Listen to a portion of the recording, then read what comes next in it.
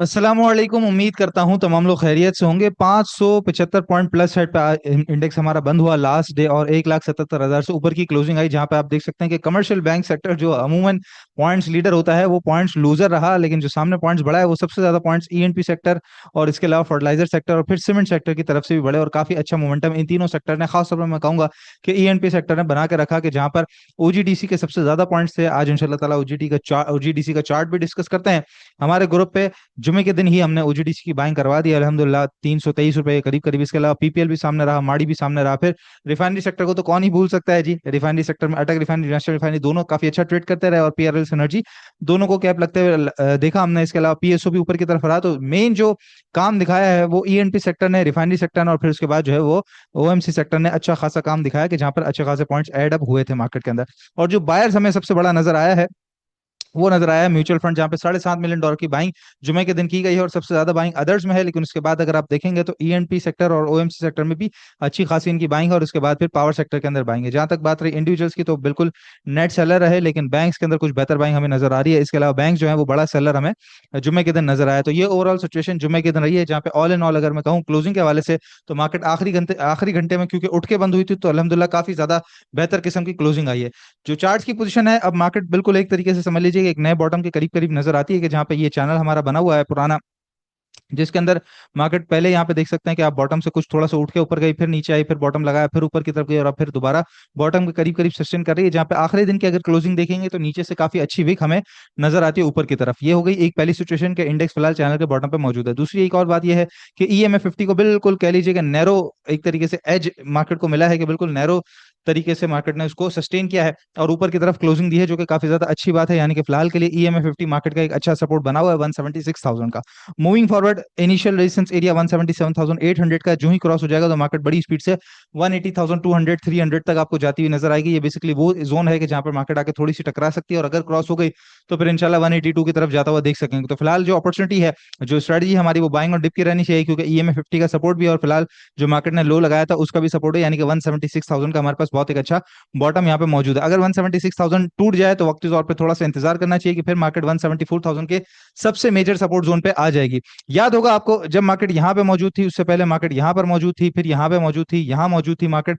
हर दफा आपको cell on strength का बताएगा, क्योंकि हमारी एक ही स्ट्रेटजी है जो कि बार बार मैं भी आपको बताता हूँ, कि जब मार्केट सपोर्ट जोन के करीब करीब हो, यहाँ पर हो, यहाँ पर हो, या फिर अभी यहाँ पर हो, तो सपोर्ट जोन के करीब आप लोगों ने बाइंग की तरफ जाना है। अपनी पोजीशंस को पहले ऊपर की तरफ हल्का कर दिया है, तो फिर नीचे की तरफ बाइंग के लिए आप खड़े हो जाएंगे। ठीक है, नीचे घबराने की जरूरत नहीं है, क्योंकि वहां से फिर मजीद नीचे की ज्यादा गुंजाइश नहीं होती। मतलब थोड़ा सा स्टॉप लॉस होता है, टारगेट बड़े होते हैं, लेकिन जो ही मार्केट रेजिस्टेंस की तरफ जाती है, अपने रेजिस्टेंस पे चाहे यहाँ पे जाए चाहे यहाँ पे जाए, वहां सेल ऑन स्ट्रेंथ की तरफ आप लोगों ने जाना होता है, कि रेजिस्टेंस पे फिर मजीद बढ़ने के चांसेस थोड़े से कम हो जाते हैं। तो इसलिए पोजीशंस को अपनी हल्की रखेंगे तो ज्यादा बेहतर होता है। तो फिलहाल मार्केट सपोर्ट के करीब है, हमने सिर्फ और सिर्फ बाइंग ऑन डिप की स्ट्रेटजी के साथ काम करना है। सेल ऑन स्ट्रेंथ हमने जितना करना था कर चुके हैं। अब जो पैसा खाली होगा इंशाल्लाह ताला उसको बाइंग की तरफ लगाएंगे। अब कौन कौन से स्टॉक्स है, तो इंशाल्लाह ओजीडीसी, आईएनआईएल और सीपीएचएल, ये तीनों चार्ट्स इंशाल्लाह हमने आज डिस्कस करना है। इसके अलावा हम अपने व्हाट्सएप ग्रुप पर, व्हाट्सएप चैनल पे भी काफी सारे अपडेट्स बता रहे होते हैं। तो अगर आपने हमारा व्हाट्सएप ग्रुप ज्वाइन करना है, तो सिंपली आपने स्टॉकिफाई के साथ अकाउंट खुलवाना है मुनीर खानानी सिक्योरिटीज में, जहां पर आपको लाइव जूम सेशंस भी मिलते हैं, माहाना 2।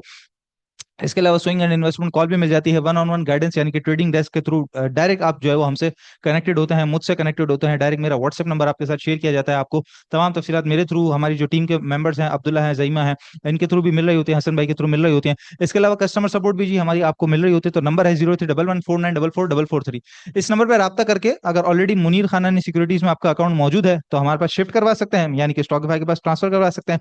और अगर नहीं है, किसी और ब्रोकरेज हाउस में अकाउंट खुला हुआ हो आपका, चाहे आरडी हो, चाहे सहूलत हो, चाहे नॉर्मल हो, कोई सा भी अकाउंट हो, आप वो अकाउंट हमारे साथ खुलवा के हमारी जो तमाम सर्विसेज है उससे फायदा उठा सकते हैं। नंबर है 031149444443। इस नंबर पर जरूर रब्ता कर लीजिएगा, ताकि सर्विसेज आपकी शुरू हो जाए। इसके अलावा जो कुछ खबरें हैं उसके अंदर सबसे पहले रिफाइनरी सेक्टर के रिलेटेड खबरें कंटिन्यूसली जो है वो गर्दिश कर रही हैं, जहां पे Pakistan refineries agree to upgrade plant despite new penalty. अच्छा, 2.5% की जो पेनल्टी लगाई गई थी, डीम ड्यूटी जो रिटेन किया गया, डीजल के ऊपर गवर्नमेंट ने रिटेन किया गया, उसके ऊपर पेनल्टी लगाने के बावजूद रिफाइनरीज कहती हैं कि भाई अब हम जो है वो इतना लंबा जब साइन होते हुए मामला चले गया है, एग्रीमेंट हो चुका है, तो अब हम उसके अंदर कोई किसी किस्म का मजीद डिले नहीं करते, हम आगे आगे इसको डेवलपमेंट की तरफ लेके जाएंगे। तो यहाँ पर एग्रीमेंट भी हो चुका है, डेवलपमेंट भी आगे हो चुकी है, इंशाल्लाह ताला साइनिंग सेरेमनी भी जल्द है।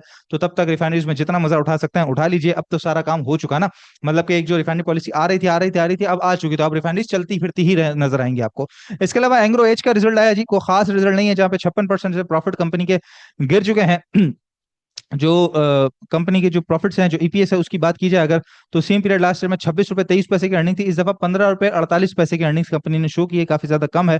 और जहां पे बात रही रेवेन्यूज की, तो रेवेन्यूज ठीक ही है, सिर्फ और सिर्फ 5% से रेवेन्यूज बढ़े हैं, तो कोई खास रेवेन्यूज नहीं बढ़े हैं, इसीलिए हम देख रहे हैं कि काफी ज्यादा इसके अंदर मूव हमें नजर भी नहीं आ रहा, विद इन द रेंज जो है वो शेयर आपको ट्रेड करवा रहा है। इसके अलावा चिराग सीमेंट के भी प्रॉफिट्स गिरे हैं 16% से, लेकिन साथ कंपनी ने 4 रुपए का डिविडेंड दिया है। जहां तक बात रही अर्निंग्स की, तो ईपीएस पहले करीबन 45 रुपए की थी पिछले साल की, और इस दफा 37 रुपए 34 पैसे की है, और 16% से ईपीएस कंपनी की गिरी है। जहां तक बात रही रेवेन्यूज की, तो वो भी करीबन 3.5% से नीचे आए, तो कोई खास इतना ज्यादा अच्छा साल कंपनी का नहीं गया है। लेट्स सी, सपोर्ट जोन के करीब मिले तो कहीं ना कहीं बाइंग हो सकती है, क्योंकि सीमेंट सेक्टर के अंदर अभी कंस्ट्रक्शन एक्टिविटी और बाकी सारी चीजों को लेकर अभी एक अच्छी रैली बाकी है, तो उसके अंदर एक रैली आपको मिल सकती है। इसके अलावा सिमेट्री ग्रुप, अभी तक के जितने आईपीओ के प्रोसीड्स थे 325 मिलियन रुपीज के, वो भी कंपनी ने यूटिलाइज कर लिया, यानी कि तकरीबन पैसा कंपनी ने यूटिलाइज कर लिया है अपने ऑपरेशंस के अंदर। साथ ही इस कंपनी का जो नया सब्सिडी का आईपीओ आने वाला है, अब असल कहानी वो है, मतलब अब जितनी भी डेवलपमेंट इस कंपनी के शेयर प्राइस के अंदर होगी, ऊंच नीच की वजह बनेगी, वो उस आईपीओ के जो अभी आईपीओ आने वाला है, इसकी एक सब्सिडी जो एआई वाली सब्सिडी है,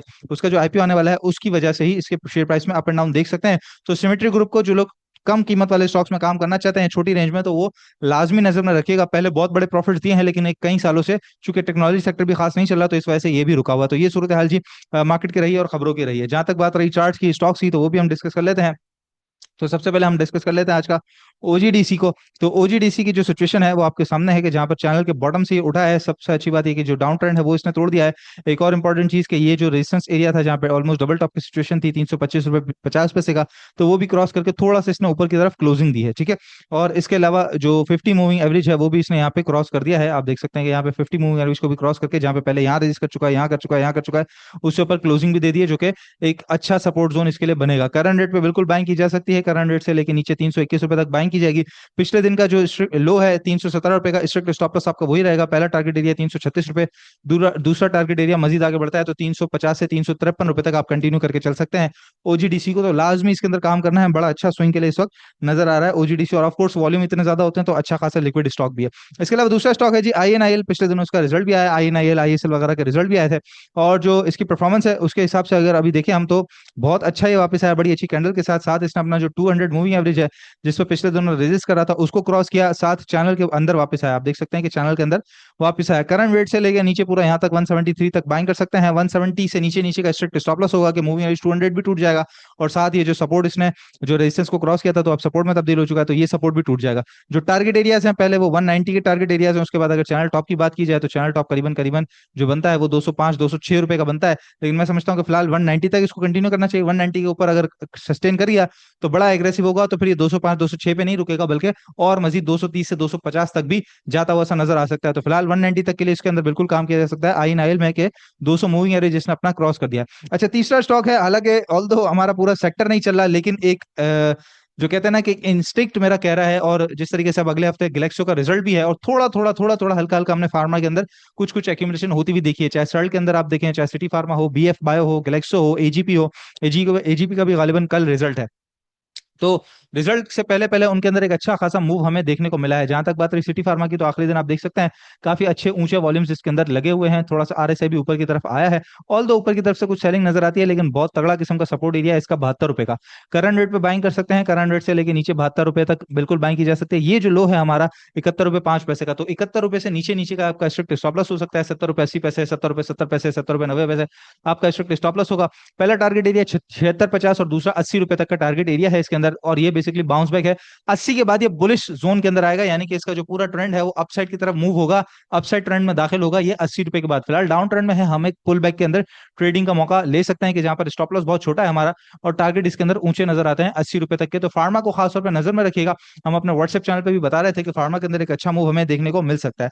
तो ये ओवरऑल सूरत हाल है मार्केट की। फिलहाल मार्केट से घबराना नहीं चाहिए, डरना नहीं चाहिए। आखिरी दिन खासतौर पर जिस तरीके से मार्केट ने क्लोजिंग दी है, तो एक अच्छा साइन हमें नजर आ रहा है कि मार्केट में अब भी नीचे की तरफ बाइंग का इंटरेस्ट मौजूद है। तो इसलिए इसलिए घबराना नहीं चाहिए। हाँ, डिसिप्लिन को फॉलो करना बड़ा जरूरी है। बगैर डिसिप्लिन को फॉलो किया अगर आप काम करेंगे तो चाहे मार्केट बहुत ही बिल्कुल सीधी हो, बुलिश मार्केट हो, तब भी आप मार खा जाएंगे। तो वो तो एक उसूल हमारे लिए हमेशा बना हुआ है कि डिसिप्लिन को फॉलो करते हुए आपने काम करना है। इसके अलावा ऑयल सेक्टर इस वक्त साफ साफ नजर आ रहा है कि जिसके अंदर बड़ी तगड़ी किस्म की जो है वो ट्रेडिंग आपको मिल सकती है, चाहे वो पीपीएल हो, चाहे पीएसओ हो, चाहे खासतौर पे रिफाइनरी सेक्टर हो, ओजीडीसी हो, माड़ी हो। इसके अलावा भी अगर ऑयल सेक्टर में आप जाना चाहते हैं तो ओएमसी के अंदर एसएनजीपी, एसएसजीसी बहुत अच्छी ट्रेडिंग कराते हैं, इस इनके अंदर काम किया जा सकता है। स्टील सेक्टर, सीमेंट सेक्टर, चूंकि कंस्ट्रक्शन एक्टिविटी की वजह से जो खबरें हैं कंस्ट्रक्शन सेक्टर को लेकर, तो उसकी वजह से इनके अंदर एक्टिविटी रहेगी, आपको नजर आती रहेगी। सीमेंट सेक्टर दोबारा अच्छे बॉटम पे आ गया तो वहां पे एक्यूमुलेशन कर सकते हैं, थोड़ा थोड़ा उसके अंदर डाल सकते हैं कि जब चलना शुरू हो तो मजीद लैडर अप करके आप उसके अंदर अपनी पोजीशन को बिल्ड करना शुरू करेंगे। दूसरा खास तौर पर मैं इस वक्त ध्यान देना चाहूंगा, अपने क्लाइंट्स को भी बता रहा हूँ कंटिन्यूसली, कि फार्मा सेक्टर पे जो है वो खासतौर पे आप लोगों ने काम करना है कि उसके ऊपर बिल्कुल नजर रख के बैठे। थोड़ा थोड़ा ये जो जिस तरीके से हल्के हल्के स्टॉक्स ऊंच नीच दिखाते हैं ना, तो वहां पे थोड़ा सा एक्यूमुलेट करके रखें। जब एक अच्छा रेजिस्टेंस क्रॉस कर देंगे या ओवरऑल आपको पूरे फार्मा के जो एक्टिव स्टॉक्स हैं उनके अंदर मोमेंटम नजर आए, तो उनके अंदर भी लैडर अप वाली स्ट्रेटजी रख सकते हैं कि फार्मा एक सेक्टर है जो कि एक अरसे से नहीं चला है, तो रिजल्ट से पहले कुछ ना कुछ अच्छा मूव इसके अंदर देखने को मिल सकता है। तो हम अपॉर्चुनिटिस्ट हैं, हम बिल्कुल पीछे हट के तो नहीं बैठेंगे कि एक चीज नहीं चल रही, जब चलेगी तब देखेंगे, नहीं। हम अभी से नजर में रख चुके हैं उसको कि भाई उसके अंदर मूव नजर आ चुका है, तो उसके अंदर भी थोड़ा सा समझ लीजिए कि 10% लेके रखें ताकि आपकी नजर पड़ती रहे, फिर जैसे ही चलना शुरू हो तो फिर आप ग्रेजुअली इंक्रीज उनके अंदर अपनी जो पोजीशन है उसको करते रहिएगा। तो फिलहाल के लिए तीन सेक्टर्स मुझे नजर आते हैं साफ सुथरे, जिसके अंदर ऑयल सेक्टर है जिसमें ओएमसी, एनपी और रिफाइनरी तीनों ही आ जाता है। इसके अलावा cement and steel sector, construction यानी कि, और इसके अलावा फार्मा सेक्टर, ये एक्टिव अच्छे स्टॉक्स नजर आ रहे हैं कि जमा करने के लिए भी अच्छे हैं, ट्रेडिंग के लिए भी अच्छे हैं। अगला हफ्ता छोटा हफ्ता है, बुध वाले दिन छुट्टी होगी ईद की, और उसके बाद फिर अगले 2 दिन है, most probably future roll over भी है, वो भी निपटना है। तो मार्केट के लेवल्स उसी तरीके से हैं। 182,000 क्रॉस नहीं भी करती तो स्टॉक वाइज काम हमें बड़ा अच्छा तरीके से मिल रहा है। तो 176,000 का फिलहाल लो है, अगर उसको तोड़ के मार्केट नीचे की तरफ चली जाएगी तो फिर थोड़ा सा इंतजार करना है कि 174 के करीब करीब मिल सकती है। लेकिन ये पूरा जोन हमारे लिए अब बाइंग ऑन डिप का है। अब हम पीछे हटने का मतलब ये नहीं कि मार्केट से बिल्कुल पीछे हट के बैठेंगे, नहीं। हम इंतजार करेंगे कि थोड़ा सा और नीचे हमें स्टॉक्स नीचे की तरफ मिल जाए तो हमारे लिए अच्छी बाइंग ऑन डिप बन सकती है कि हम अच्छे अपॉर्चुनिटीज बने और फिर दोबारा वापस मुड़ते वक्त मार्केट के रिवर्सल के अंदर सेल ऑन स्ट्रेंथ की तरफ जाइए। तो डेली की वीडियोस ट्रेडर्स के लिए होती है, इसीलिए ट्रेडर्स के लिए एक ही स्ट्रेटजी रहती है। मार्केट के लेवल से अल्हम्दुलिल्लाह ठीक है, आप लोग काम करते रहिएगा, अपने स्टॉक्स को नजर में रखिएगा। व्हाट्सएप चैनल हमारा जरूर ज्वाइन कर लीजिएगा, लिंक आपको डिस्क्रिप्शन बॉक्स में मिल जाएगा। वहां से आपको काफी सारे स्टॉक्स के एनालिसिस और इसके अलावा मार्केट से रिलेटेड अपडेट्स भी मिल रही होती है। इसके अलावा अकाउंट खुलवाने के लिए नंबर आपके पास है 031149444443। राब्ता जरूर कीजिएगा। अगर ऑलरेडी मुनीर खानदानी सिक्योरिटीज में अकाउंट है तो ट्रांसफर हो जाएगा, और नहीं है तो आसानी आपका अकाउंट नया खुल जाएगा हमारे पास, और फिर आप हमारी सर्विसेज से फायदा उठा सकते हैं। इंशाल्लाह ताला नेक्स्ट वीडियो में आप लोगों से मुलाकात होगी। अपना बहुत ख्याल रखिएगा। अल्लाह हाफिज।